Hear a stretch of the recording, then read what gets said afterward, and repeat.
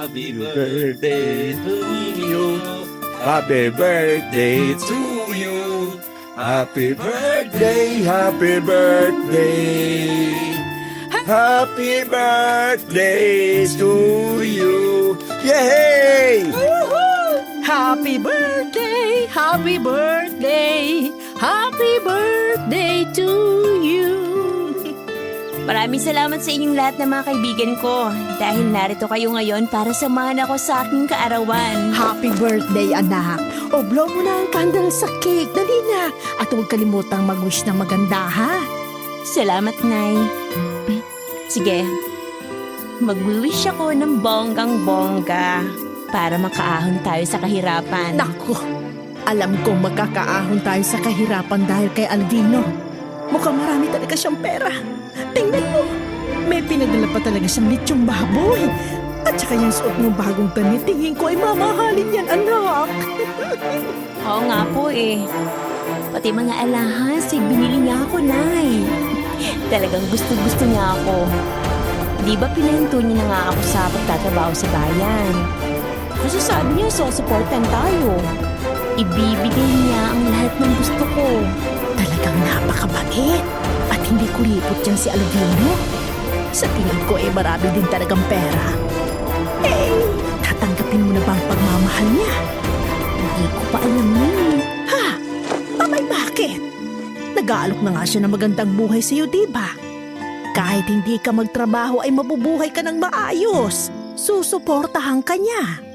Para kasing wala pa rin akong maramdaman para sa kanya. Para kasing hindi pa siya sapat para sa akin.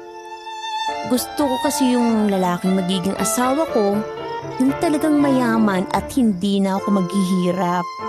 Gusto ko masiguradong magiging future ang magiging anak ko. Ay, may kumakatok sa pintuan. Sandali, ako na magbubukas. Baka si Alvino nang dumating. O sige na, simulan nyo nang kumain. Ay! Trixie! Diyos ko! Pumarito kayo! Anong problema, Nay? Ay! Diyos ko! Bakit may pugot ng ulo sa harapan ng pintuan natin, Nay? Hindi ba yan si Alvino? Yung manliligaw mo? Oo nga, Nay! Siya nga! Sino kayang walang pusong kriminal ang gumawa niya sa kanya? Tumawag na kayo ng barangay o kaya pulis. Kailangan ay malaman nila ang nangyaring ito.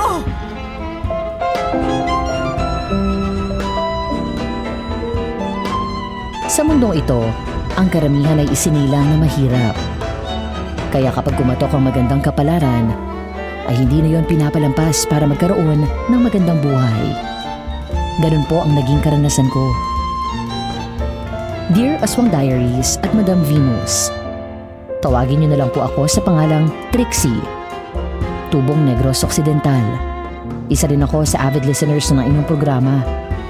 Kasi nakaka-relate ako sa mga kwento ng mga kababayan natin about aswang. At sabi nga ng apo ko ay i-share ko daw ang aking naging karanasan tungkol sa mga aswang na palagi kong kinikwento sa kanila. Naengganyo naman ako. Kaya ngayong ika-29 ng Hulyo, alas 10 ng umaga, sa tulong ng apo ko na siyang sumulat nito, ay ikikwento ko sa inyo ang naging karanasan ko noong ako'y bata pa. At nasa 25 anyos pa lamang na nangyari sa akin sa Tagbilaran. Hindi ko na lang babanggitin ang mismong baryo para hindi isipin ng mga kababayan natin na sinisiraan ko ang kanilang lugar. Ito ay tungkol sa isang uri ng aswang na may kakayahang manggaya ng anyo ng kahit na sinong tao. Isang aswang na shapeshifter. Kabayan, naniniwala ka ba na may mga ganitong aswang? Samahan niyo ako at ikukwento ko sa inyo ang tunay na nangyari.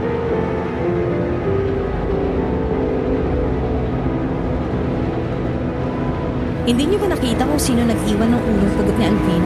Eh, hindi eh. Meron lang kumatok. Tapos nang buksan ko ang pintuan ay nakita ko na yung ulong pugot niya.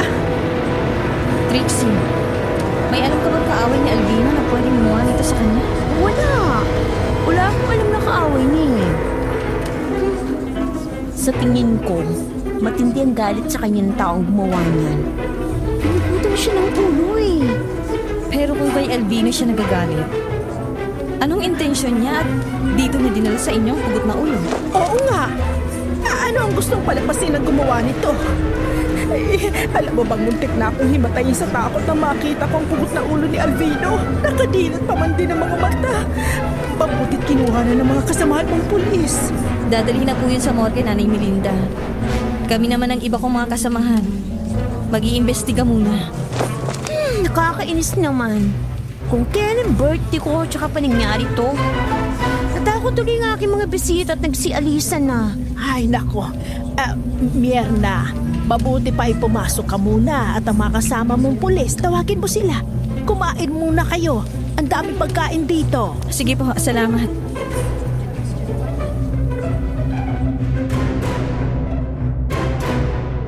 Tinawag nga ni Mirna ang dalawa pang pulis na kasama niya.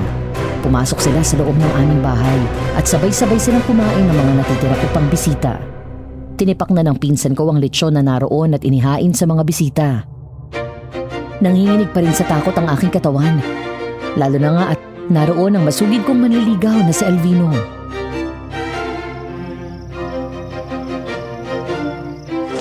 Hoy, natutulala ka na naman, sis. Kasi nakakatakot yung nangyari kay Albino eh. Iniisip ko lang kung anong dahilan kung bakit dito sa harapan ng pintuan namin dinala ang ulo niya at sa araw pa ba na to? Simple lang. Para ipaalam sa'yo na wala nang taong hinihintay mong dumating. O kung dumating man siya, wala na siyang buhay. Malaking galitan kay Albino at maaaring galit din siya sa'yo. Mirna, ang talino mo talaga. Ang galing mong investigador. Parang naiisip mo na kagad ang lahat ng anggulo ng krimen. Balita ko, mapopromote ka na daw. Totoo ba? Oo, sis. Magiging PO2 na ako sa susunod na buwan. Wow, ang galing mo naman. Siguro kung ipagpatuloy ko din ang pag-aaral ko sa criminology. Pareho siguro tayo nun, no? Sigurado yun.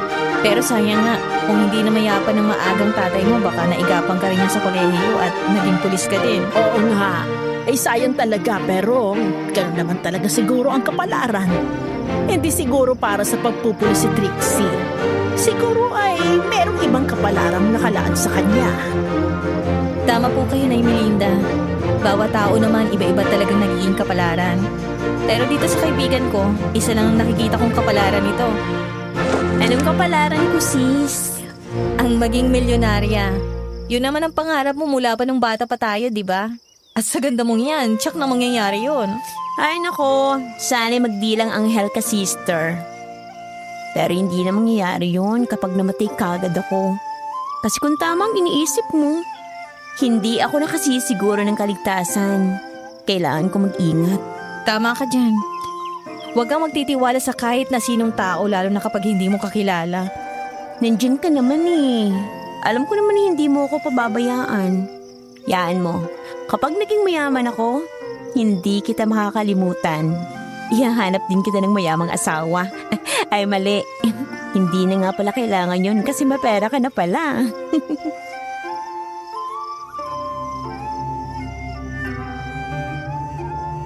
Nagkatawanan lang kami ni Mirna. Matapos silang kumain ay nagpaalam na sila at ipinagpatuloy ang pagpapatrolya. Nang sumikat ang araw, ay natagpuan ang kotse ni Alvino sa ilang na lugar. Papasok yun sa baryo namin. Maraming bahid ng dugo sa loob nun. Pero wala ang kanyang katawan. Nang maghanap sa paligid ng lugar ang ibang pulis, nakita na naroon sa mataas na damuhan ang katawan ni Alvino.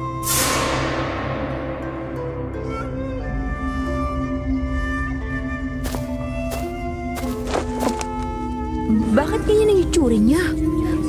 Para siyang kinatay na baboy. Biniyak ang kanyang tiyan.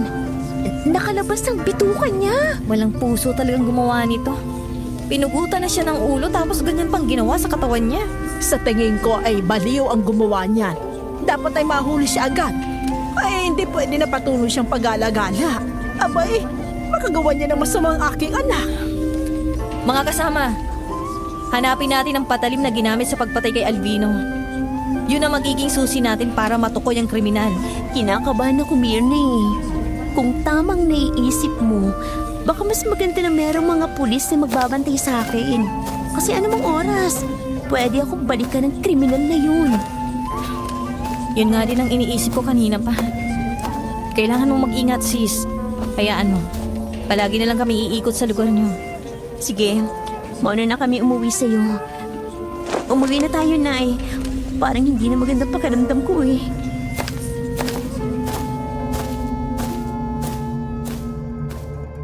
Pauwi na kami ni Inay nang makasalubong namin ang isang matandang babae. Meron siyang banda ng itim sa ulo. Manipis lang yon kaya kahit natatakpan ang mukha niya ay maayos niyang nakikita ang paligid. Meron din siyang dalang tungkod na ginagamit sa paglalakad. Malayo pa lang ay napansin ko na siya. Nang makalapit na kami sa kanya ay tumigil siya sa paglalakad. Idinipa niya ang kamay na may hawak na tungkod para harangin kami. Kaya tumigil naman kami sa paglalakad.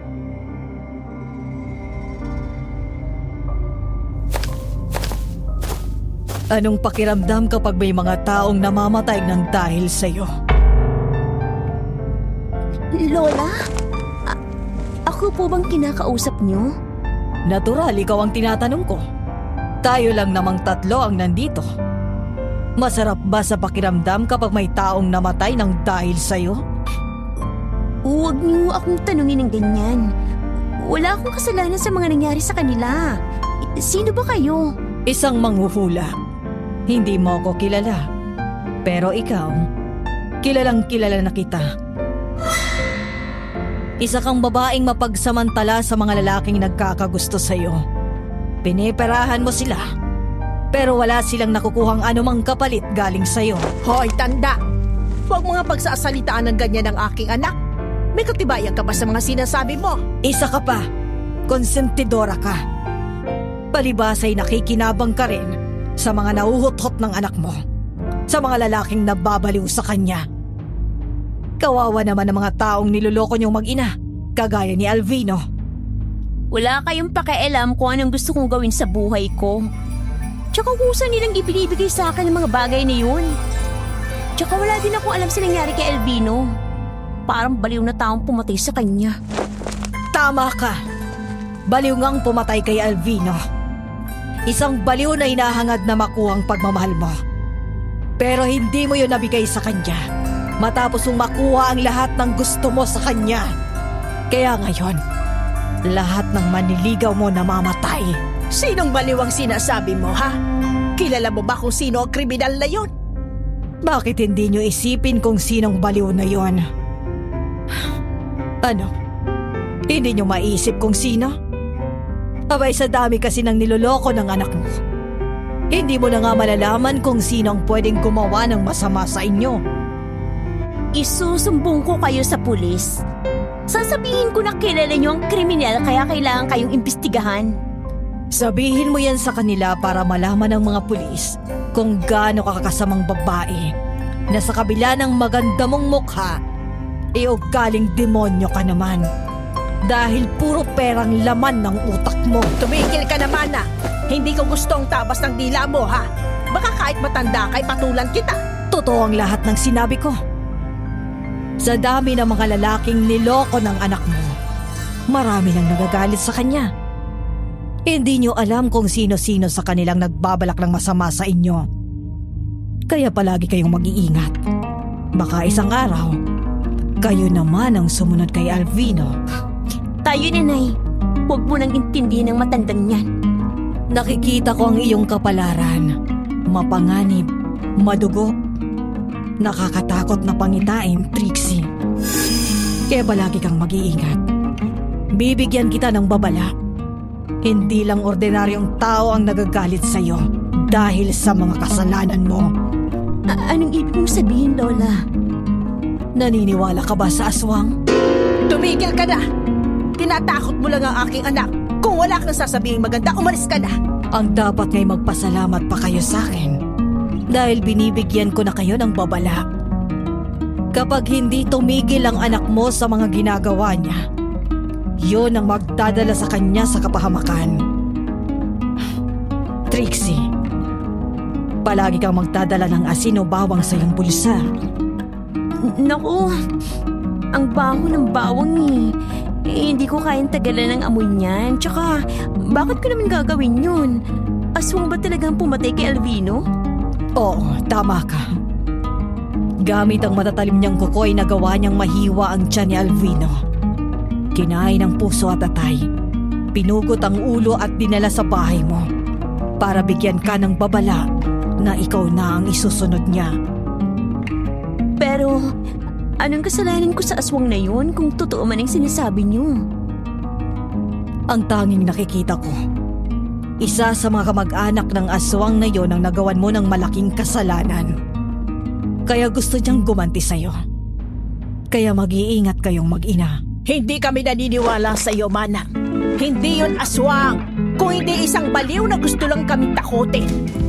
At saka, hawak niya ng mga pulis ang kaso. Sabi nila baliw ang kriminal na yon. Kaya wag niyo akong piliting maniwala na merong aswang. Nasa side niyo yan kung makikinig kayo sa akin. Kung ibipilit niyo pa rin ang paniniwala niyo, bahala na kayo. Basta ako, sinabi ko na ang nalalaman ko.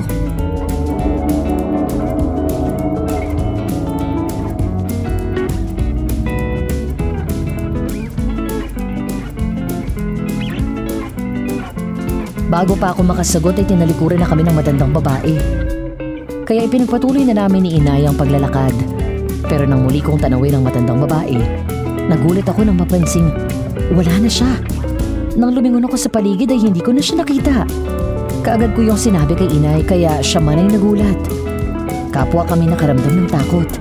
Nagmamadali na kaming umuwi. Nang gabing yun, nang makarinig ako ng malakas na alulong ng aso, ay agad kong sinara ang pintuan ng bahay namin. Nang isasara ko na ang bintana, ay hindi sinasadyang mapatingin ako sa labas ng bahay.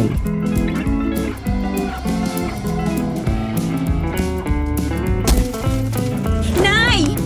Nay! Oh, Trixie, ano ba yon? Bakit ka sumisigaw dyan? Merong tao nakatayo sa tabi ng puno ng niyog. Nakatingin sa akin, Nay. Sigurado ka ba? Baka naman namamalikmata ka lang. Alam mo naman kapag gabi, minsan ay dadadaya tayo ng ating paningin. May nakita nga akong tao doon, Nay. Alam kong tao yun. Uy, ikaw naman masyado mong tinatakot dyan sa sarili mo. Naniniwala ka ba sa matandang manghuhula na yon? Tumabi ka nga dyan at titingnan ko. Nakita niyo ba, Nay? Doon sa mismong puno ng niyog. Doon siya nakatayo kanina. Ay, wala naman akong nakikita ah. Baka anino lang ng dahon ng niyog ang nakita mo. Maliwanag kasi ang buwan. Ay sige, halika dito para malaman mo na wala nga yung taong sinasabi mo. Halika! Pero, Nay, meron talaga akong nakita doon. Maliwanag nga ang buwan kaya kitang-kita ko. May grills na bakal tong bintana natin, kaya hindi siya basta makakapasok dito. Halika! Sumilip ka para malaman mong totoong sinasabi ko. Halika na! Huwag ka matakot kasi wala namang tao road. Oo nga po. Wala na siya. Pero kasi kanina, Nay,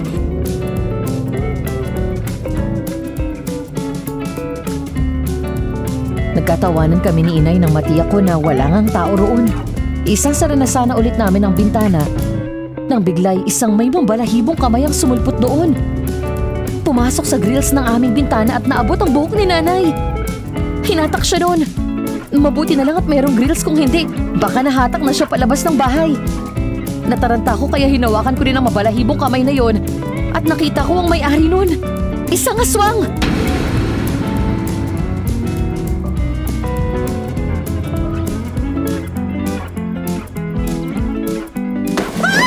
Trixie! Tulungan mo ako! walang hiya ka, baliw ka! Bitawan mo ang nanay ko! Gumawa ka ng paraan! Dalaan mo, Trixie! Tulungan mo ako! Ayaw sa lamisan yung termos! Bagong kulo lang tubig nyon! Sabuyan mo! Walang hiya ito! Dalaan mo na! Sandali lang! Umanda ka ngayong aswang ka! Ilapras ka ngayon! Sige, Trixie! Haliguan mo ng kumukulong tubig ang pangit na halimaw na to!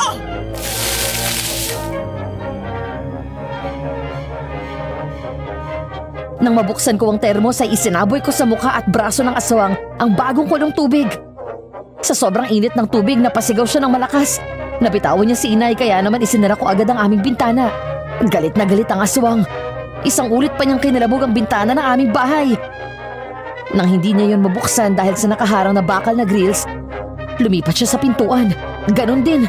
Ilang ulit din niyang tinangka na pumasok pero hindi niya magawa. Alam namin na desperado na siya lalo pangat nasaktan na.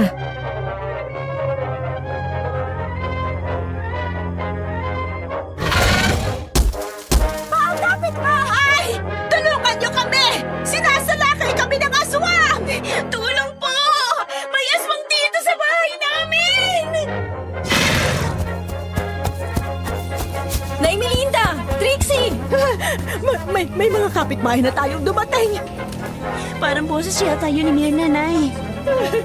Mierda! Mabuti naman at dumating kayo ng mga kasama mo! Nagruronda po kami. Nakita po namin na nagkakagulong mga tao dito sa harapan ng bahay nyo.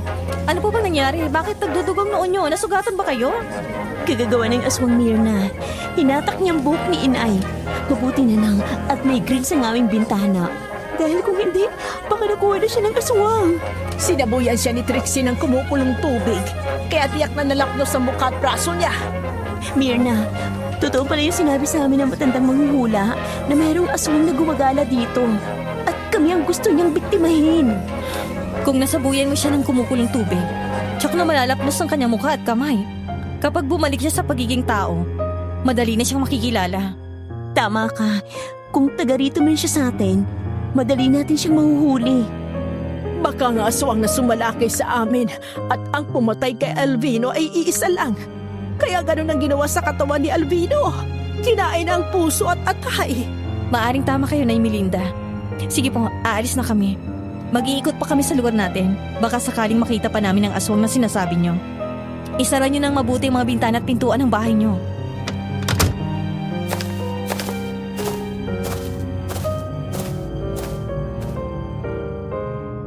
Nang makaalis na ang mga pulis at mga kapitbahay namin, ay isasara na sana namin ni Inay ang mga bintana at pintuan ng aming bahay.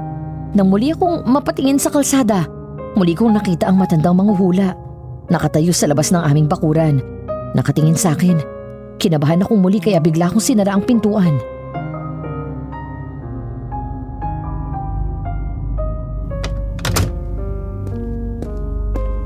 Nay, yung matandang manghuhula.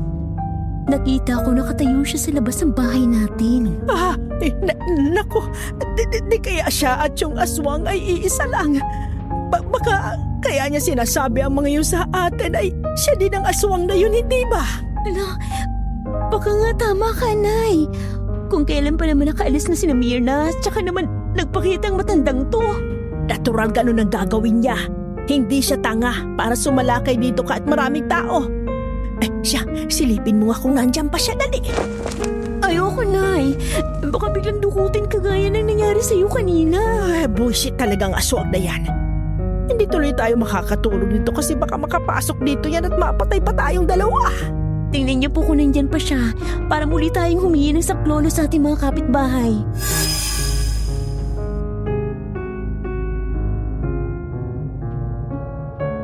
Hindi rin kami nakatiis.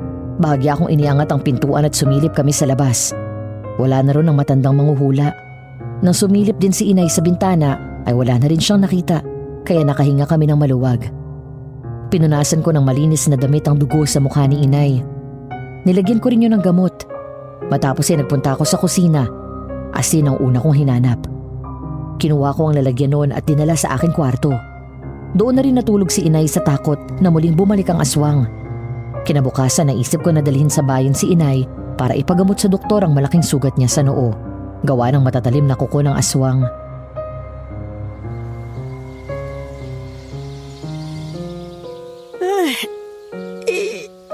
Sobrang sakit, Trixie. Namagana ng husto ang kalmot sa akin ng halimaw na yon. Huwag kang mag-alala, Nay. Mamaya lang po kayo nang gagamutin ng doktor. Maghintay lang tayo kasi meron pa siyang pasyente. Trixie, nandito rin pala kayo. Oo, sis. Ipapagamot ko yung sugat sa noo ni Inay. Namagani. Baka na-infection sa kuko ng aswang na yun. Ikaw, bakit ka nandito? Sinong dinala mo sa doktor? Ang Uncle Manolo ko.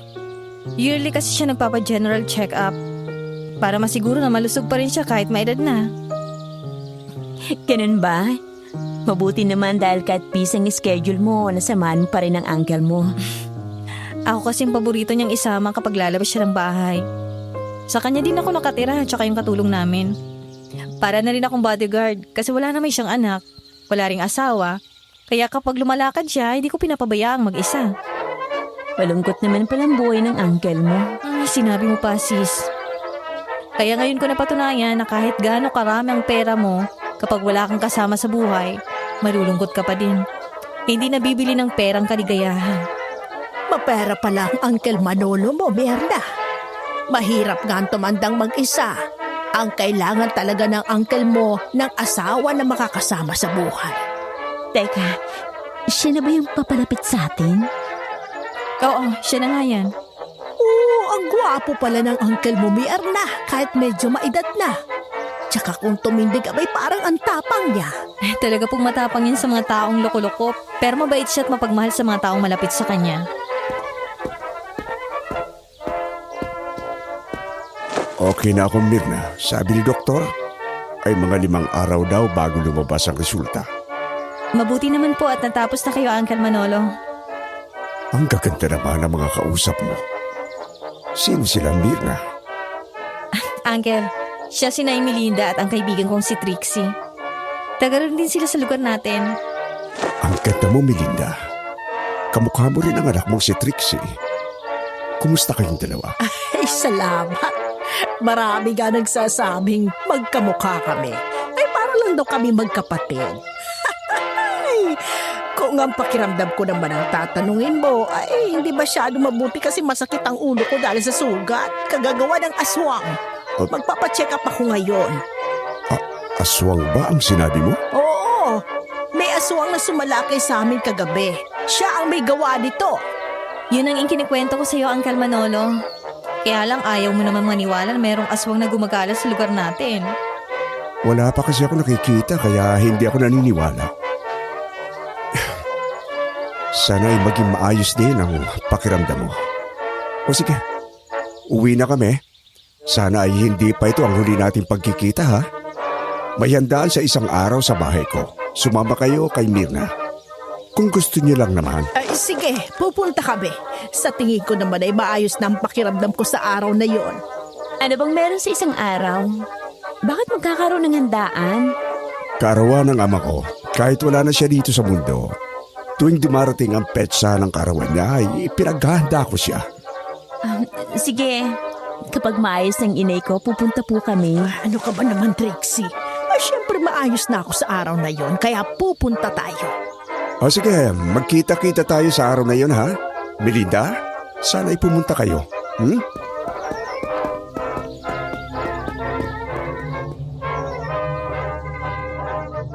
Di nagtagal ay umalis na sina Mirna. Malayo na sila ay tinatanaw pa sila ni Inay. Nakita ko ang kakaibang katuwaan sa mukha ni Inay. Para bang nakalimutan niya ang sakit ng kanyang ulo ng pagkakataong yon. Tapos ay marahan ulit kaming naupo sa silyang naroon sa pasilyo ng ospital.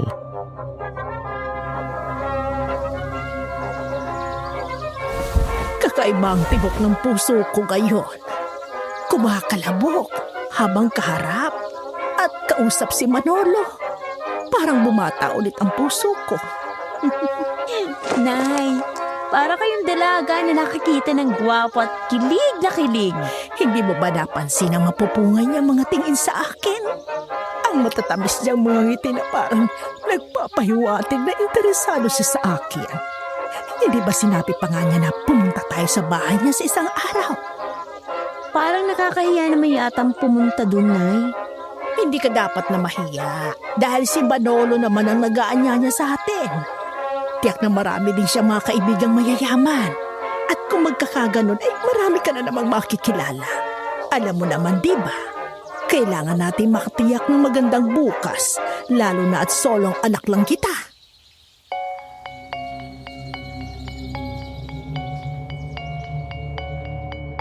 Hindi na ako kumibo, pero sa totoo lang ay hindi mawala sa aking isipan ang mga bagay na sinabi sa akin ng matandang manghuhula.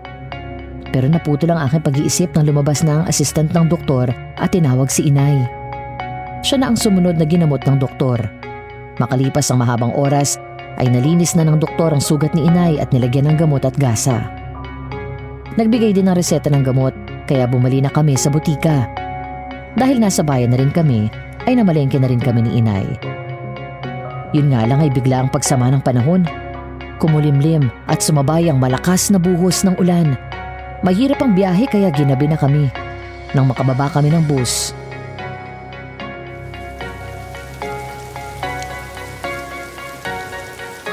Ay, ano ba yan?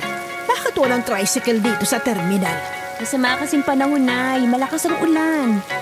Sumilo nga muna kayo dito sa waiting shed. Yung sugat nyo sa noo na babasahan na, kalalagay pa lang ng gas at gamot. Nakakainis naman eh. Kung kailan nagmamadaling makauwi, wala pang tricycle. Ikaw naman kasi ang tagal mong pumili ng mga bibilhin mo. Ginabi na tuloy tayo. Baka nakakalimutan mo yung sitwasyon natin ngayon, ha? Huwag nyo na akong sisihin, Nay. Natatakot na nga ako eh. Baka maya-maya po meron nang dumating. Huwag ko kayong maiinip, Nay. Aba, Trixie, ha? Baka nakakalimutan mo kung bakit nangyari sa akin to. Huwag kang kumpiyansa na magpapagaling pang aswang na yung sa lapdos niya. Kaya kailangan na nating makauwi. Oo nga, Inay. Ang kaso nga wala pa tayong masasakyan. Medyo malayo din naman tong terminal pa uwi sa atin eh. Meron naman tayong dalang payong. Maglakad na lang tayo kaysa abutin tayo ng matagal na oras dito. Marami naman tayong madadaanan ng mga bahay. O kapag lumakas pa ang ulan, pwede naman tayo makasilong. Halika na. Sige po. Ako na magdadala ng mga pinamili natin. Mabuti pa nga ikaw na magdala ng mga binili natin at naku, nabibigatan ako eh.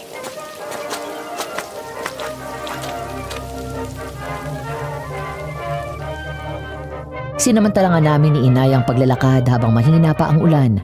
Mabilis ang aming mga hakbang. Paano nga ay sarado na ang lahat ng mga bahay na nadaraanan namin kahit 7:00 pa lang ng gabi. Pinay dahil nga sa gumagalang aswang sa aming lugar. Mahaba na ang nalalakad namin ni inay nang makarinig kami ng mga yabag na sumusunod sa amin.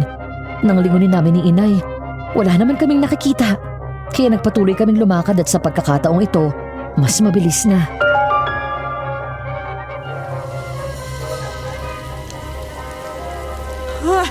Trixie, ang aswang nasa unahan natin. Papalapit na sa atin. Nay! Tumakbo na po tayo, dali! Kumapit kayo sa akin! Mga kapitbahay, tulong! May aswang na umahabol sa amin! Tulong po! Saklolo!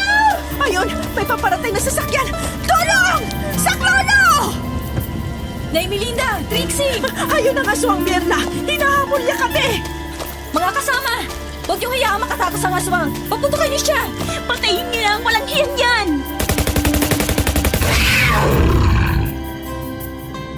Kaagad na pinaputokan ng mga pulis ang aswang. Nagawa naman yun na makaiwas at tumakbo sa likuran ng isang bahay. Kaya hinabol ng mga pulis. Hindi na rin kami humiwalay kay Mirna. Sinundan namin ng mga kasamahan niyang pulis hanggang sa makita namin ang mga iyon at ang aswang na nag-aagaw buhay na. May tama ng sibat sa dibdib. Bagay na ipinagtataka rin ng mga pulis.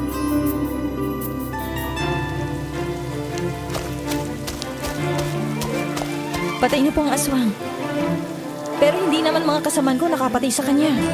Ang ibig mo bang sabihin ay hindi ang mga kasama mong pulis ang nakapatay sa aswang na yan? Nang maabutan daw po nila ang aswang, ganito ng kalagayan. Mayroon daw sila nakita na palayo sa lugar na ito na siya talagang nakalaban ng aswang. Kung sino man ang pumatay sa aswang, malaking pasasalamat ko kasi wala na akong dapat ipangamba. Ligtas na tayo, Nay. Oo nga, tama ka dyan, anak. Ngayon ay makakatulog na tayo ng mahimbing. Pero teka lang. Tingnan mo. Nagbabalik na sa pagiging tao ang aswang. Oo nga, Nay Melinda. Kilala niyo bang taong yan? Hindi eh. Ikaw, Trixie, kilala mo ba siya? Siya si Mamerto, Nay. Nakilala ko sa bayan nung nagtrabaho ako doon. Sabay silang nandigaw ni Alvino. Sinabihan ko siya na tumigil na sa panliligaw sa akin kasi wala siyang pag-asa. Makulit siya kaya ipinahiya ko siya sa maraming tao sa palengke. Panay kasing sunod sa akin na parang aso eh. Yun palang dahilan kaya pinatay niya si Alvino. Ayaw niya na maging masaya ka. Tapos gusto niya na mamatay ka rin sa kanyang mga kamay kaysa pakinabangan ka ng iba. Tama ang sinabi ng manghuhula. Hindi lang tao ang galit kay Trixie. Pati aswang kasi ay binasted niya. Pero hindi nangyari yung gusto niya. Mabuti na lang at patay na rin siya. Tatahimik na rin kami. Oo nga. Mierna, salamat sa lahat ng tulong mo. Siya nga pala na Melinda. Yung paanyaya ni Uncle Manolo ha, sa isang araw na po yun. Sabi niya sa akin, sabihin ko raw ulit sa inyo kapag nagkita tayo para hindi niyo makalimutan. O sige, sabihin mo sa kanya na darating kami ni Trixie.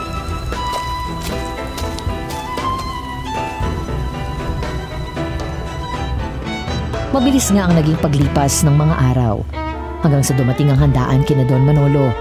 Bongga ang suot namin ni Inay nang pumunta kami roon. Sa gate pa lang ay natatanaw na namin na maraming mga bisita. Malawak ang bakuran ni Don Manolo. Nakalagay doon ang maraming mga lamesa at upuan. Meron ding mga nakalagay na mga plato, tinidor at kutsara sa bawat tapat ng upuan, pero wala pang lamang pagkain.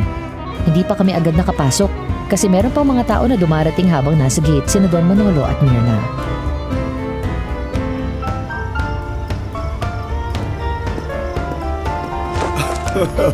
Mabuti naman at nakarating kayo. Happy birthday sa papa mo, Don Manolo. Naku, salamat Melinda. Sige, tuloy kayo. Tuloy. Nay Melinda, dito po tayo. Trixie, pasok na kayo. Sis, ang dami naman palang bisita niyo ngayon. Hindi ba nakakahiya? Ayos lang yan sis, huwag kang mahihiya. Napakaganda mo kaya ngayon. Oo nga naman, Trixie. Tingnan mo, oh. Sa atin nakatingin ang lahat ng mga nandito. Kaya nga ako medyo nag-aalangan, Nay. Kasi lahat sila nakatingin sa atin. Sis, saan pang lamesa na pwede kami ni Inay? Doon na lang kayo sa lamesang yun sis. Sige, pupunta kami doon.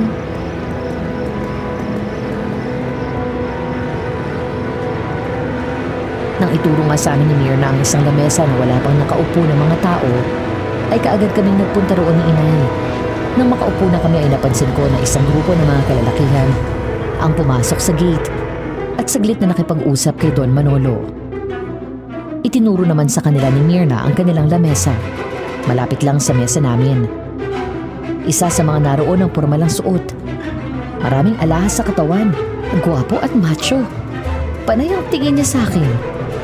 Matamis nga ang mga ngiti niya kaya bahagya din akong ngumiti. Hindi siya nakatiis at lumapit sa akin.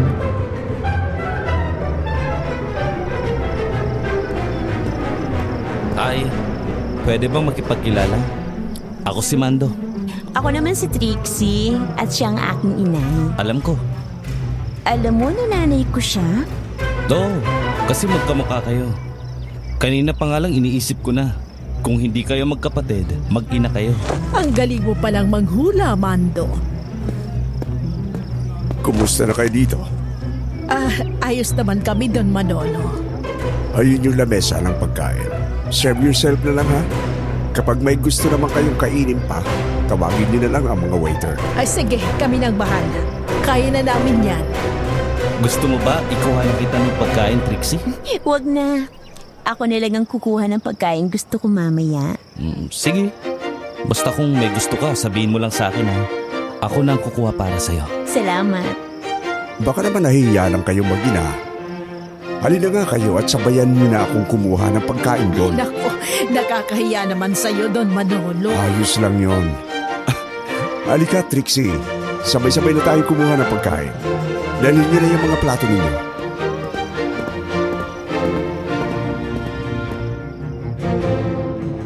Nang makita ni Mando na sumabay na sa amin si Don Manolo, ay siya na ang kusang umiwas. Bumalik siya sa kanyang upuan at tinanaw na lang kami. Lumapit kami sa mahabang lamesa kung saan naroon ang maraming pagkain na nakalagay sa malalaking lalagyan. Puro mga karne na iba-iba ang putahe. Meron ding mga salad, pansit at mga puto. Matapos na kumuha kami ni Inay ng pagkain, ay bumalik na kami sa aming mesa. Nagulat ako nang doon din naupo si Don Manolo. Sa upuang nasa pagitan namin ni Inay.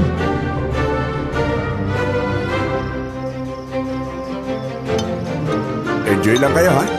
Kapag gusto niyo pa, kumuha na lang kayo doon. Nako, salamat, Don Manolo. Nako, Manolo na lang ang tawag mo sa akin. Masyadong formal kapag Don Manolo pa. Sige, Manolo na lang kung yan ang gusto mong itawag ko sa'yo. Mabuti naman kung gano'n. Gusto ko na rin samantalayan ang pagkakataon habang maaga pa. Pwede bang pumasyal ako sa inyo? Magpapasama na lang ako kay Mirna para alam ko kung nasaan yun. Gusto mong pumasyal sa amin? Oo. Yun ay kung papayag ka na pumunta ko roon. Nako, papayag po yan si inay. Ay, sige.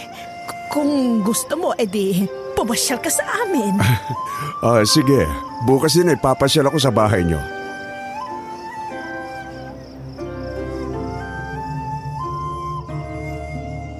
Masaya kami ng kumain ng sabay-sabay. Nakita ko ang kaligayahan sa mga mata ni inay, lalo na nga at palihim siyang tumitingin sa akin. Noon pa kasi ay pangarap na rin niya ang muling makakilala ng lalaking magpapadibok ng kanyang puso. 10 taon na rin kasi siyang nabiyuda nang mamatay ang aking ama. Kaya nung umuwi kami ay masayang-masaya si inay. Nang sumunod na araw ay lalo siyang nagpaganda at nagpabango pa. Kasi nga, alam niyang dadalaw si Don Manolo.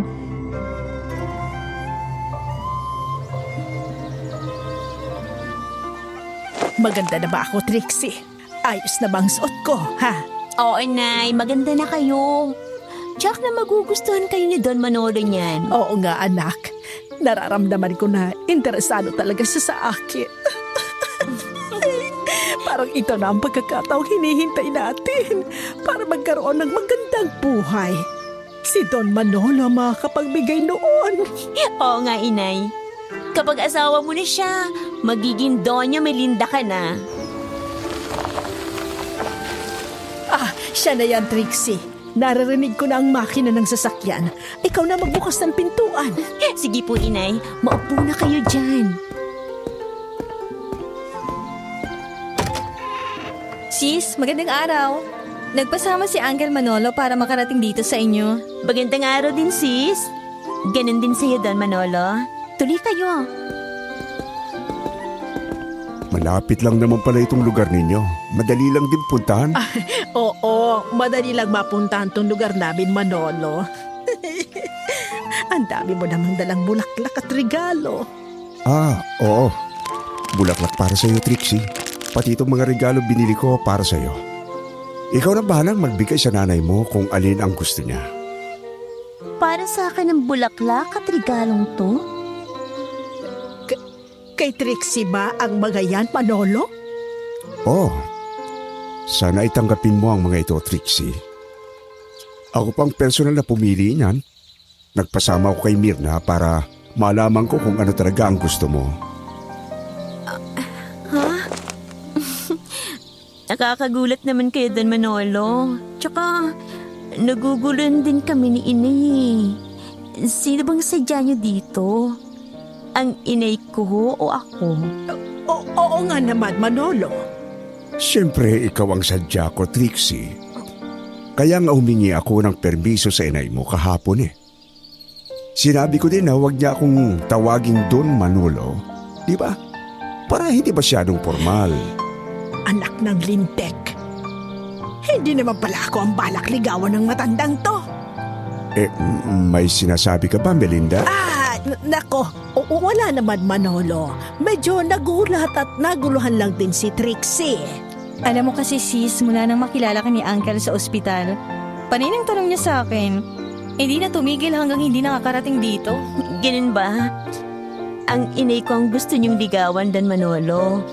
Hindi kasi nagkaintindiyang mabuti. Ayos lang yon. Ngayon naman siguro ay malinaw na ano. Melinda, ako'y matagal ng byuda at wala ring anak.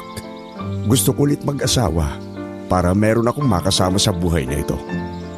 Gusto kong pakasalan ang anak mong si Trixie. Sa bagay na yan ay si Trixie lang makakapag-desisyon yan. Kung papayag siya ay nasa kanya yan. Masyado namang mabilis ang mga pangyayari, Don Manolo. Pwede po bang bigyan niyo ako ng sapat na panahon para pag-isipan ang bagay na yan? Sige, ikaw ang bahala, Trixie. Maghihintay ko sa pasya mo. Anumang oras ay handa kitang pakasalan. Saglit lang po Kukuha lang ako ng tubig.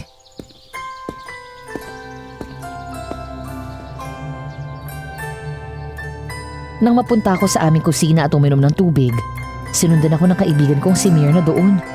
Hinawakan kaagad niya ang aking kamay. Nakangiti siya ng matamis.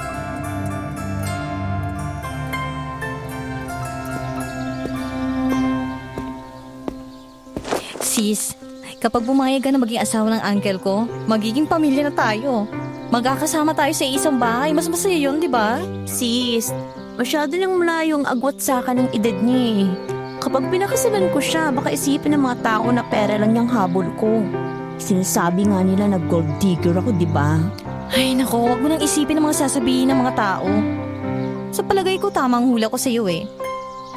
Di ba minsan sinabi ko nang magiging kapalaran mong maging milyonarya? Baka ito ng kapalarang matagal mong hinihintay, sis. Sige sis, hayaan mo pag-isipan ko yan ah. Huwag mo nang palampasin ang pagkakataon, sis. Mas gusto ko na ikaw ang mapangasawa ng Uncle Manolo ko kaysa naman sa iba dyan na hindi ko kakilala. Baka makakuha pa siya ng babaeng mapagsamantala. Okay, sige. Konting panahon na lang ah. Baka kasi nabibigla din ang Uncle Manolo mo sa akin eh.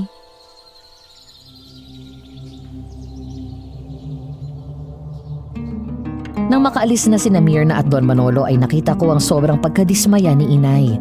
Panay ang pagdadabog niya ng araw na yun. Paano ay mali ang inaasahan niya.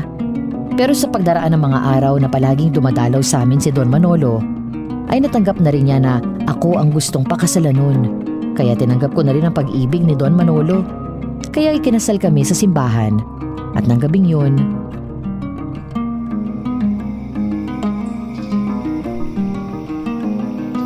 Ngayong asawa na kita, lahat na hilingin mo ay ibibigay ko sa'yo. Basta ang hiling ko lang ay maging matapat ka sa akin. Gusto ko na maging masaya tayo sa lahat ng panahon ng pagsasama natin. Asahan mo yan, Manolo. Magiging mabuti akong asawa sa iyo. Hindi kita bibigyan ng dahilan para magalit sa akin. Mabuti naman kung ganon. Talagang pinasaya mo ako, Trixie. Sa'yo na ako, Manolo.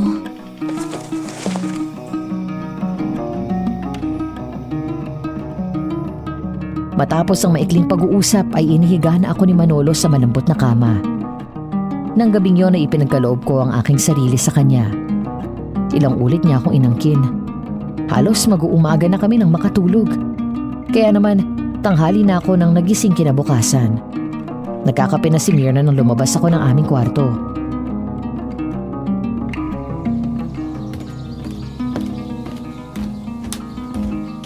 Mukhang napuyat ka ah. Pinuyat ka ba ni Uncle Manolo? Grabe ang Uncle Manolo mo, sis. Parang teenager pa eh. Talagang pinuyat ako. Ilang beses humirit. Sis, may kasabihan nga mga matatanda pagdating sa ganyang bagay, di ba? Kalabaw lang daw ang tumatanda. Oo nga. Mas malakas pa yata siya sa kalabaw. Parang ako yata ang pinag-usapan niyo. Good morning, mahal ko. Good morning din sa'yo, mahal ko. Nag-almusal ka na ba? Hindi pa eh. Doon na tayo kumain sa terrace. Nagpahain ako sa katulong. Birna, sumubay ka na sa amin bago ka pumunta sa presinto. Sige, Uncle.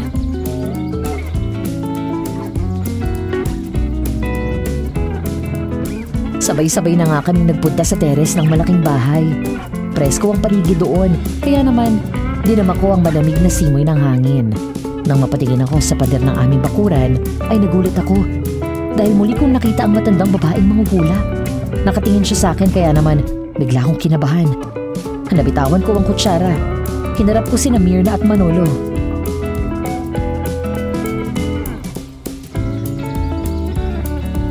May problema ba, sis?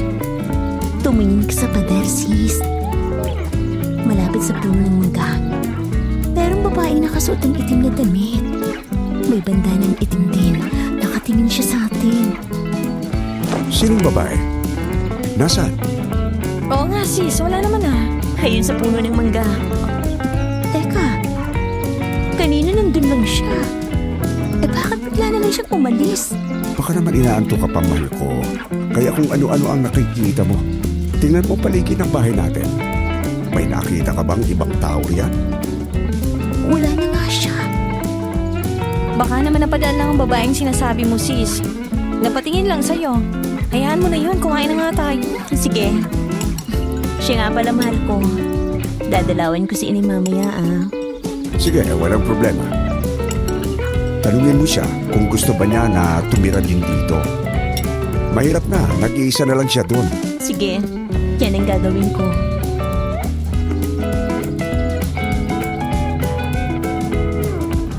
Matapos nga na makapag-almusal kami ay nagbihis ako. Sumabay na ako sa kotse ni Mirna. Inihatid niya ako sa aming bahay. Nang makababa na ako sa kotse sa tapat ng bahay namin, ay umalis na si Mirna. Bago ako makapasok sa aming bahay ay nakita kong papalapit sa akin si Mando.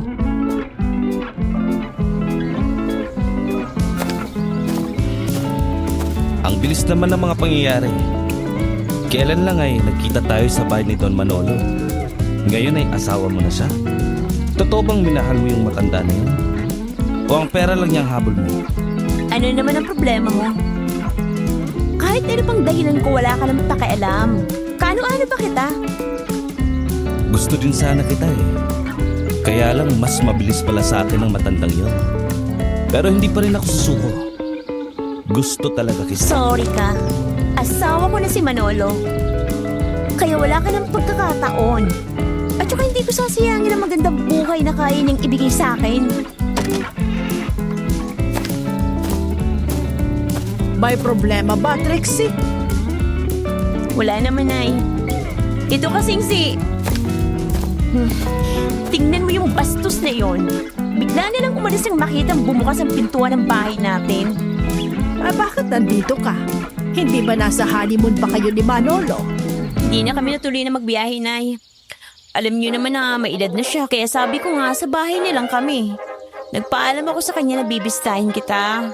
Sabi niya naman, tanungin daw kita kung gusto mo daw na sumama na sa akin at doon na daw tumira. Nako! Ay, dito na lang muna ako. Ayos na ako dito. Ayusin mo ang pakikisama sa kanya para wala kayong maging problema. Ingatan mo ang magandang kapalarang dumating sa'yo. Opo, Inay. Tatandaan ko po mga bilin niyo sa akin. Basta kapag merong pagkakataon, bibisitahin ko kayo. Siya nga pala, Nay. Bakit kayo nagpapakita na naman sa akin ng mga hula na yun? Bakit naman kaya? Ay, parang bigla naman akong kinabasa sinabi mo, anak. Anong sinabi niya sa'yo? Wala naman siyang sinabi, Nay. Nakita ko lang siya kanina habang nag-aalmusal kami ni Manolo at Mirna sa terrace ng bahay. Itinuro ko nga kina Mirna pero hindi naman nila nakita.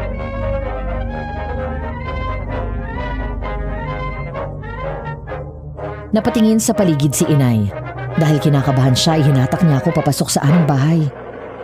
Mahabang oras kaming nag-usap bago ko naisipang umuwi sa amin. Naabutan ko na nagkakape sa kusina si Manolo. Matapos na humalik ako sa pisngi niya, ay nagtuloy ako sa aming kwarto. Nagpapalit ako ng damit nang bigla ay umihip ang malakas na hangin. Pumasok sa nakabukas na bintana. Gumalaw ang kurtina ng aming kwarto. Nang hawiin ko ang kurtina, nakita kong nakatayo sa terrace si Manolo. Binuksan niya ang pintuan at pumasok siya sa aming kwarto. Pinagmasdan niya ako ng matagal.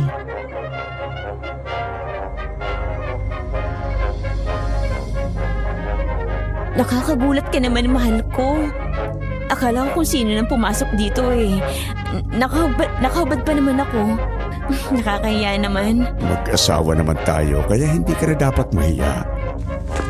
Talagang napakaganda mo, Trixie. Pagbigyan mo na ako ngayon. Isara mo muna ang pintuan. Baka biglang pumasok ang katulong makita tayo. Kanina, nasa komedor ka lang. Tapos ngayon, naandyan ka na sa terrace.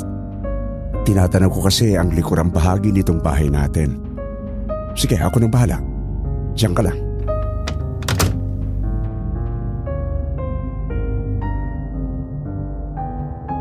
Matapos akong ihiga ni Manolo sa aming kama, ay isinara niya ang pintuan ng kwarto. Kaagad siyang bumalik sa akin at sa pagkakataong yon, ay muli niya akong inangkin.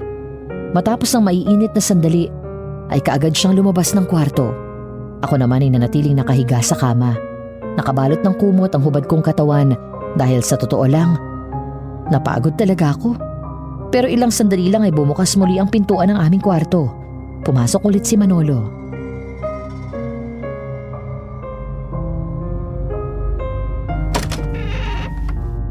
tagal mo naman, mahal. Sabi mo ay magpapalit ka lang ng damit kaya naghintay ako doon sa komedor para sabayan kang magmeryenda. Hindi ka na bumalik. Ha? Hindi ba kagagaling mo lang dito?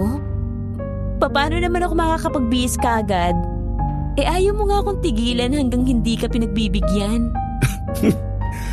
Kaya pala hindi ka pa nagbibihis. Iniihintay mo pala ako talaga dito para sundan ka. Ikaw talaga mahal ko, ang pilyo mo. Katatapos mo lang at kalalabas ng kwarto ngayon, gusto mo na naman. Yan. Sino naman ang hindi maaakit kung makikita kang ganyan ang suot mo? Kaya wag ka nang tumutol pa. Alalahanin mo, nasa honeymoon stage pa rin tayo.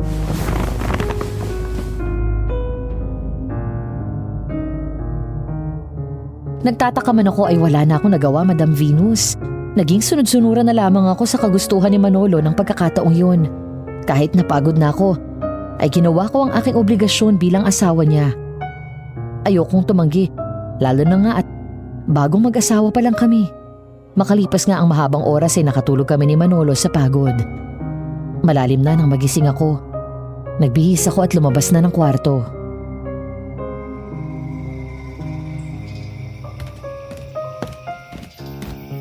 Sis, gabi na. Sabi ng katulong hindi pa daw kayo kumakain ng hapunan. Hindi pa nga sis. Paano ba naman yung Uncle Manolo mo? Alam mo na kung ano yun. Gustong gusto ka kasi niya, kaya ganun sis. Ngayon ko lang ulit nakita ng ganun kasi si Uncle Manolo. Alam ko yun sis. Kaya naman kahit pagod na ako, binibigay ko ang gusto niya. Gusto ko na maging masaya siya. Kumain ka na sis, malalim ng gabi. Hihintayin ko na siya magising sis. Tsak na gutom na rin yun. Gising na ako. Kumain na tayo. Good evening, Uncle Manolo. Oh, Mirna, kumain ka na ba? Tapos na, Uncle. Siya nga pala. Kayo ba nagbukas ng pintuan sa terrace? Yung malapit dun sa room nyo? Sarado na yon. Nasa likurang bahagi na kasi ang bahay natin. Mahirap na, baka akyatin tayo ng magnanakaw at doon dumaan. Pero nakita ko kanina nakabukas yun, Uncle. Kaya isinara ko. Sino naman ang nagbukas? Tinanong mo ba si Aling Simang? Baka siya ang nagbukas nun. Hindi ba ikaw yung nagbukas yung kanina, mahal ko? Doon ka dumaan at pumasok ka sa ating kwarto? Aba, hindi ah. Ano ka ba naman, mahal? Nakita mo ako kanina na naandito sa komedor, diba? Paano ako mapunta sa terrace at doon dadaan? Nakasara nga yun. Pero ikaw kasi yung nakita ko dun eh. Oo nga naman, Uncle Manolo. Kasi nakita ko nga na nakabukas yan kanina. Nasilip ko na tulog kayo kaya pumasok na ako doon at isinara ko ang pintuan ng terrace. Naku, nakakaya naman sa'yo. Nakita mo pala kaming natutulog. Nako, Uncle. Wala naman ako nakita kasi nakabalot kayo ng kumot ni Trixie. Nako sis, minsan makakalimutin na talagang uncle mo. Nakalimutan niya yung nangyari. Mabuti pa kumain na tayo, baka gutom ka na. Pero hindi ko talaga matandaan na pumunta ako sa terrace at binuksan yung kagaya ng sinabi mo. Basta ikaw yung nakita kong pumasok sa kwarto mula dun sa terrace. Hindi mo na nga ako pinalabas ng kwarto eh.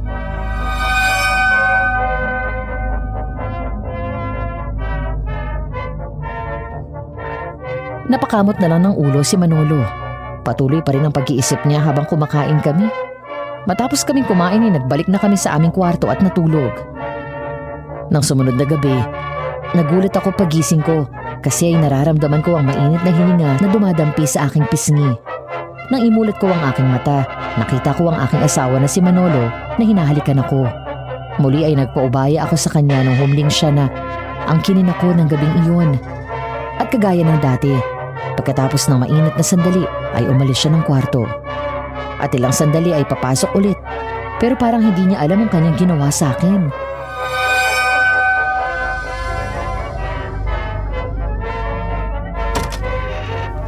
Bakit gising ka pa? Pasensya ka na ha? Sumakit ang tiyan ko kaya nagpunta ako sa banyo. Grabe. Akala ko hindi nahuhupa ang pagkulo ng tiyan ko. Kaya alos 1 oras ako doon.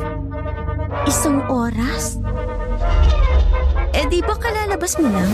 Ano ka ba naman? Kanina pa ako lumabas. Ang tagal ko nga sa banyo eh. Mga 1 oras nga ako doon kasi sumakit ang tiyan ko. Mahal naman eh. Niloloko mo ako. Kalalabas mo lang matapos kong sumiping sa akin. Tapos sasabihin mo na 1 oras ka doon. Sumiping? Paano ko gagawin yun eh? Masakit nga ang tiyan ko. Kanina pa ako doon. Baka naman nananaginip ka lang. Bahala ka nga dyan. Matutulog na nga lang ako. Sige, matulog na tayo.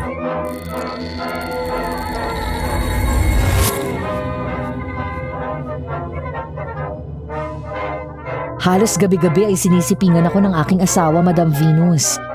Hanggang sa lumipas sa mga linggo at buwan, nag-iba ang pakiramdam ko. Palagi na akong nagsusuka sa umaga. Masama na ang aking panlasa kaya namimili na ako ng mga gusto kong kainin. Napansin ni Manolo kasi namamayat na ako. Kaya dinala niya ako sa doktor at doon namin nalaman na buntis ako. Pero sa halip na matuwa ay nagalit si Manolo pagdating namin sa bahay.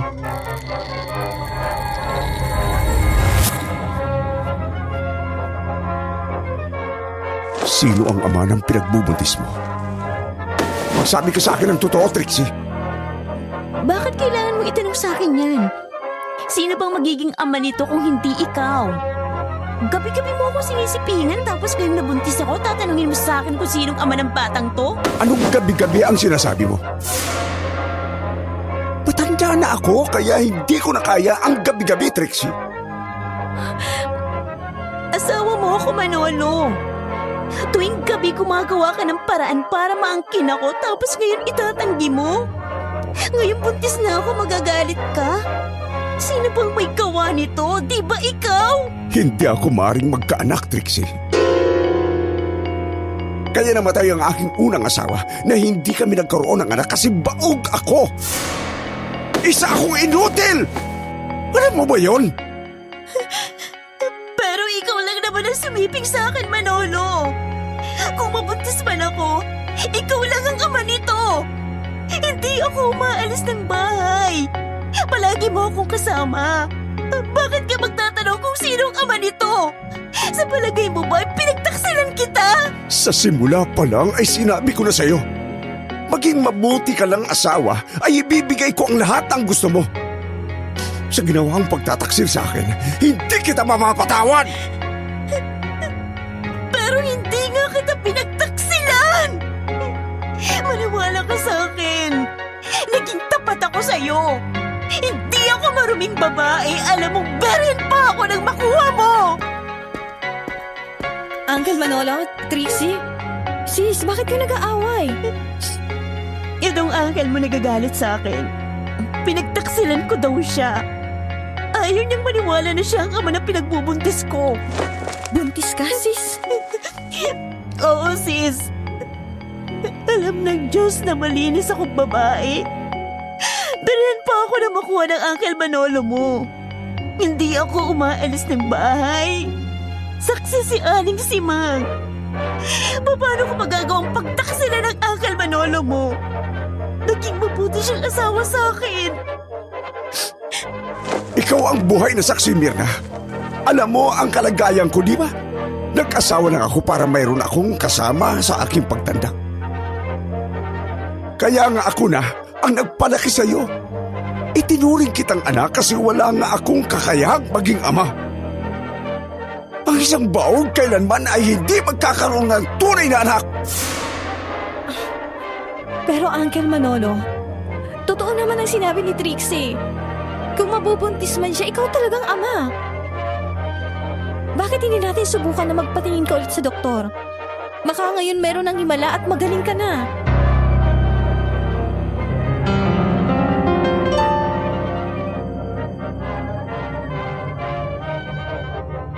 Sumang-ayon naman si Manolo sa sinabi ni Mirna.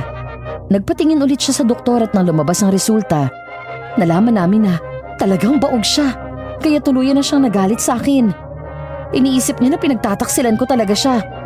Sa mga sumunod na araw at mga linggo ay binaliwala na niya ako. Halos wala na siyang pakialam sa akin. Palagi pa niya akong inaaway kaya ipinasya kong umalis na lang sa aming bahay at umuwi na sa amin. Doon na ako sinundan ni Mirna. Nag-usap kami sa labas ng aming bahay.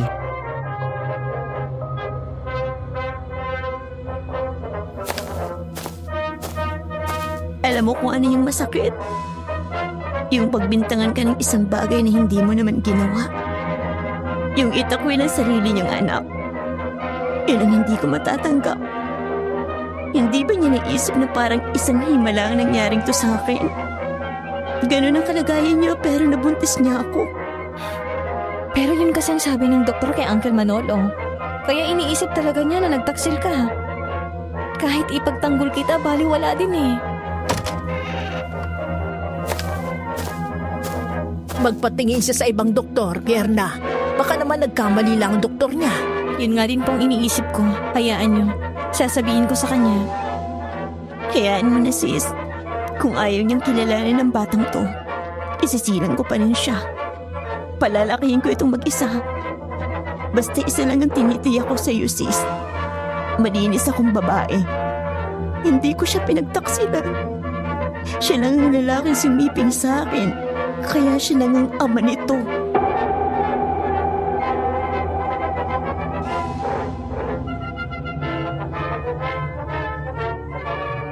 Na mga sumunod na gabi ay meron na naman akong naramdaman na kakaiba sa paligid ng aming bahay.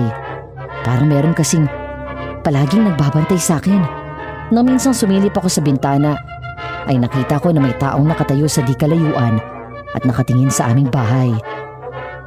Nang marinig niya ang makina ng sasakyan ng mga pulis ay nagmamadali siyang umalis doon.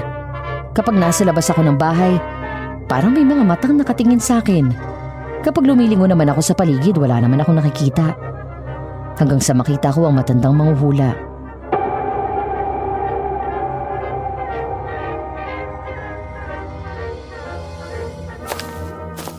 Manang, mula pa nang mamatay si Albino, palagi kayo nagpapakita sa akin. Pero wala naman kayong sinasabi. Palagi lang kayong nakabantay. Alam ko na meron kayong alam sa nangyayari sa akin, di ba? Tama ka. Ako si Vanji. Palagi kitang binabantayan para makita ko at mahuli ang mga aswang na hinahanap ko. Napatay ko ng isa. Pero ang isang to ang pinakamailap. Anong ibig mong sabihin? Sinong aswang yung napatay mo? Si Mamerto. Ako ang pumatay sa kanya dahil pinatay nilang kapatid kong si Alvino. Alam ko na ikaw ang susi para matagpuan sila. Yun ang dahilan kaya palagi kitang binabantayan. Kung ganun, ikaw pala yung sinabi ng mga pulis na tumakbo palayo at tapos mong sibatin ang aswang na si Mamerto? Paano mo yung magagawa? Ang tanda mo na. Hindi naman ako ganun katanda. Ganito lang ang ginawa kong pagbabalat kayo para matugis ko ang mga aswang na malaki ang kasalanan sa akin. Kung palagi kang nakabantay sa akin, ibig sabihin ay alam mong nangyayari gabi-gabi? Tama ka. Ang ipinagbubuntis mo ay hindi nga anak ng iyong asawa. Kung hindi anak ng isang aswang na may kakayahang manggaya ng anyo ng isang tao o ng anumang hayop. Ginaya niya ang anyo ng asawa mo para maangkin ka at ipagbuntis mo ang anak niya. Totoo bang sinasabi mo, Vanji? Ibig sabihin, hindi talagang asawa kong si Manolo ang nakakasiping ko gabi-gabi? Isa yung aswang? Oo. Isang aswang na katulad ni Mamertong naakit sa iyo.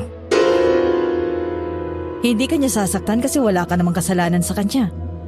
Ang gusto niya ay maging ina ka ng anak niya. At kung maisilang mo ng anak niya, kukunin niya yan. Kung ganoon ay nagtaksil nga ako kay Manolo. Bakit hindi ko naisip na kaya pala ganun siya kalakas hindi pala siyang asawa ko? Ilang ulit ko siyang hinabol tuwing bibisitahin ka niya. Pero hindi ko maabutan.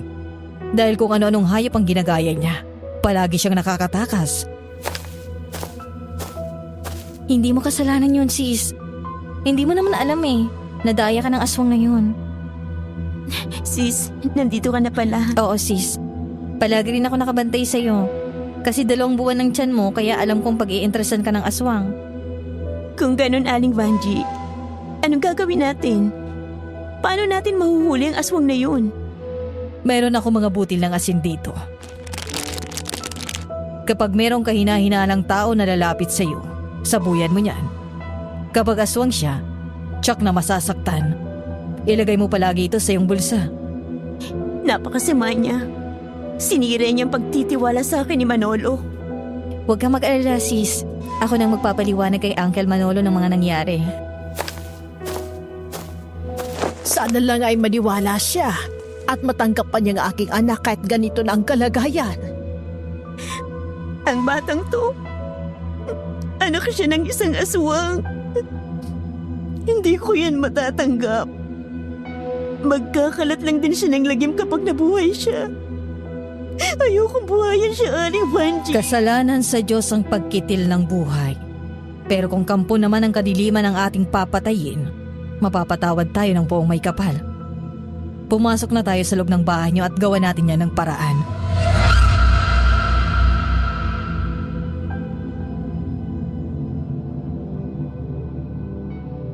Nagdikdik ng maraming bawang si Aling Vanji. Inilagay niya sa baso, sinamahan niya ng asin at langis at ipinainom yun sa akin. Tapos ay pinahiran din niya ang aking buong tiyan kasama na ang pusod. Kaagad na nag-alburoto ang aking sikmura. Nakaramdam ako ng matinding sakit, kaya bigla akong nanghina. Kinakaya ko ni inay sa aking higaan.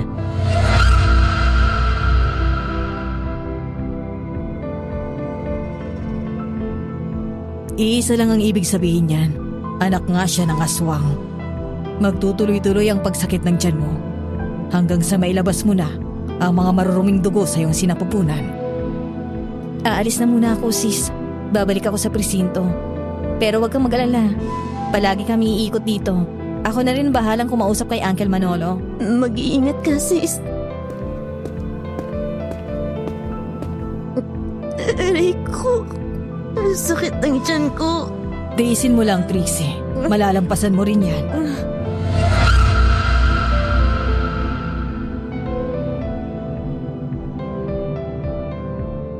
Nagpatuloy nga ang pagsakit ng aking tiyan hanggang sa merong mga maiitim na dugo ang lumabas sa aking pagkababae.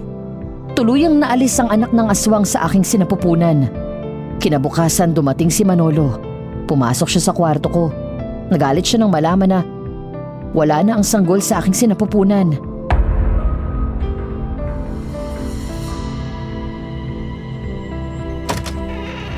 Anong ginawa mo sa anak natin? Bakit mo siya pinatay? Dahil anak siya ng aswang na nandaya sa akin. Hindi siya dapat mabuhay. Hindi ba ayaw mo nga siyang tanggapin kaya tayo naghiwalay? Kung ganun, ay hindi na pala kita kailangan. Pinatay mo na ang anak ko, kaya dapat ka na rin mawala. Sabi ko na nga ba eh. Alam ko na hindi ikaw si Manolo dahil ayaw niya sa batang to.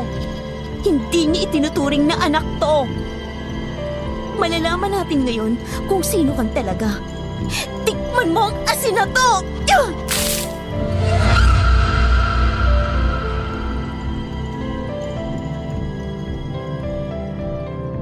Bigla akong sinabuyan ng asin sa mukha ang lalaking kaharap ko. Napasigaw siya sa sakit. Kasabay nun ang pagpalit niya ng anyo. Tama ako. Hindi nga siya si Manolo. Siya si Mando.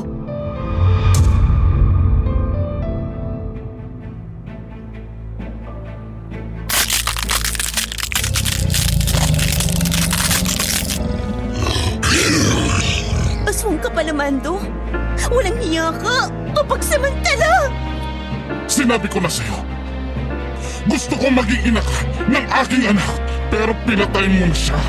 Kaya papatayin na rin kita! Hayop ka talaga, Mando! Nay, tulungan niyo ako!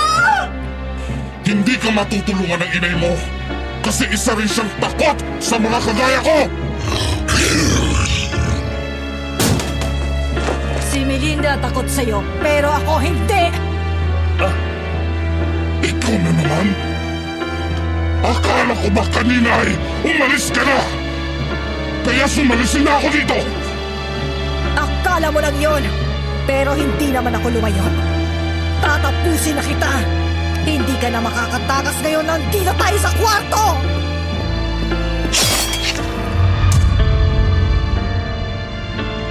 Bago pa makakilo si Mando ay sinaksak na siya ni Aling Vanji.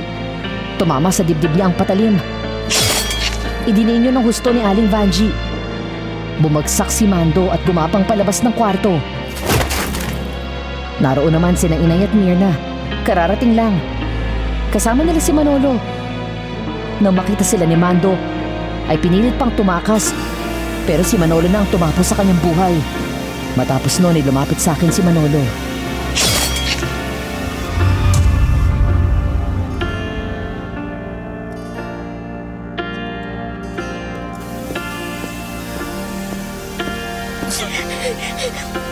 Yun ang mandarayang aswang!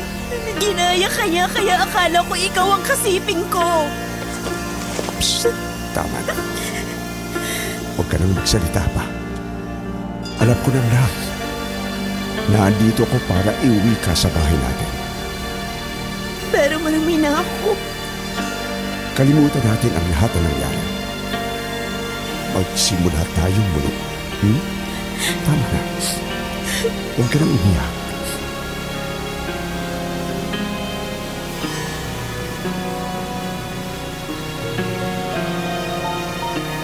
Yumakap na lang ako kay Manolo. At sa balikat niya ay umiyak ng impit. Umuwi kami sa aming bahay. At sa pagkakataong yon, ay kasama na si Inay para may mag-alaga sa akin. At yan po ang naging karanasan ko, Madam Venus. Sana po ay mapili ninyo ang aking liham para mapakinggan ang ating mga kababayan. Maraming salamat po at God bless.